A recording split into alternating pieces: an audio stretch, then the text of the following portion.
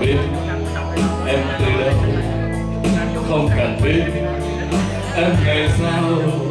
Ta yêu em mắt mấy ngàn biển rộng, ta yêu em qua đông và ngày thành. Yêu em như yêu cuộc trời mênh mông.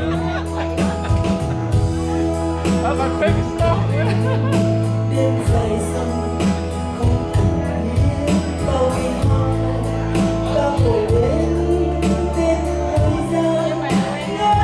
Ngỡ ngàng cao như ngọn đồi, như xa xôi mong quay về người.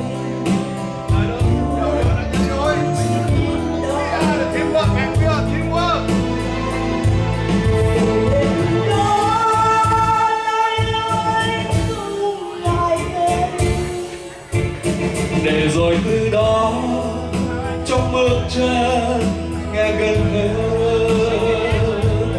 Một ngày lại đến trái tim em đau buồn.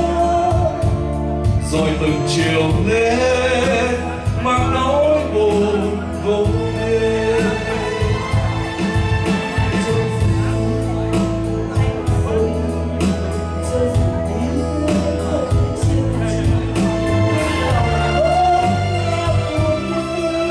Nghe cho ta quên đi niềm sầu hận.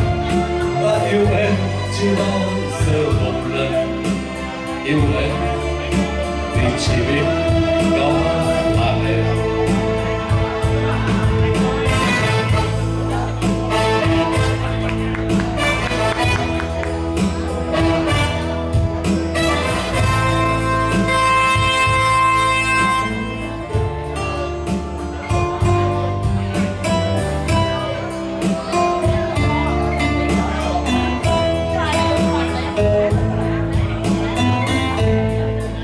Không cần biết em từ đâu, không cần biết em ngày sau.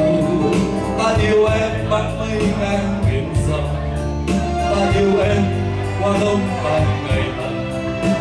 Yêu em như yêu cuộc trời mênh mông.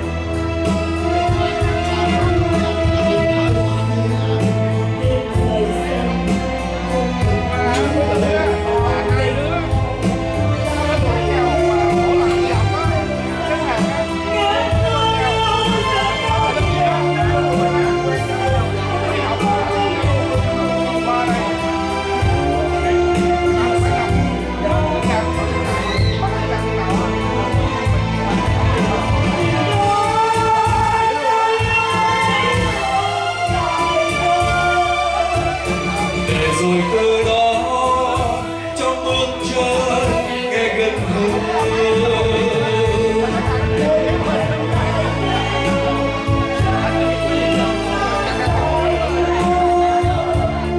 Rồi từng chiều lên mang nỗi buồn vô biên.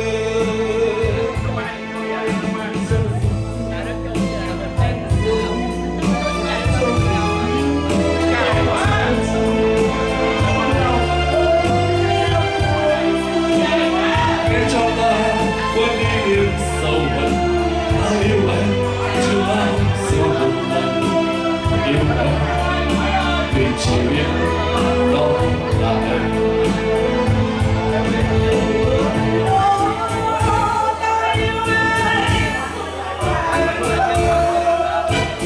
Để rồi từ đó trong bước chân nghe gần hơn.